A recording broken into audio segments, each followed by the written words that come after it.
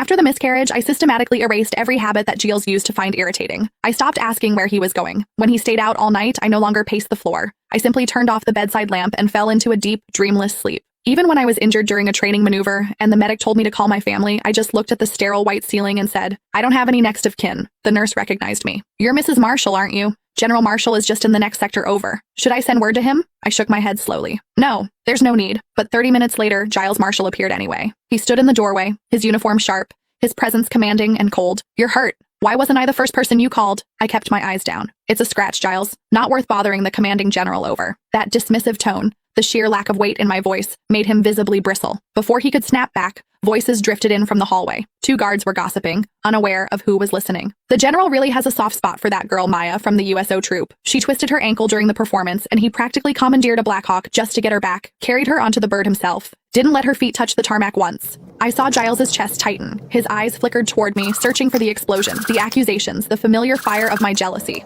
But my lashes didn't even quiver.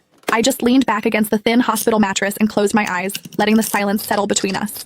It wasn't until we were in his military jeep that he finally spoke, his voice a low growl of defense. "Don't listen to the gossip. It was professional. Maya was invited here to perform for the troops. She got hurt on my watch. It was my responsibility to handle it." "Okay," I said softly. I didn't add anything else.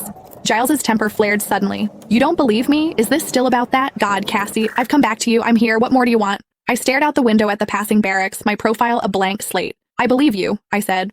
"I just didn't think I was an emergency. I didn't want to interrupt your work. Let's just go back to the quarters." The same scripted response. Autopilot. Giles slammed his fist against the steering wheel. The horn blared, a sharp, ugly sound that cut through the winter air, startling a group of performers who were just finishing their set across the road. One girl looked up. As the moonlight hit her face, the air inside the Jeep turned to ice. "Maya, what is she still doing out here?" Giles muttered. He glanced at me instinctively. In the past, every time I saw her, I'd lose my mind.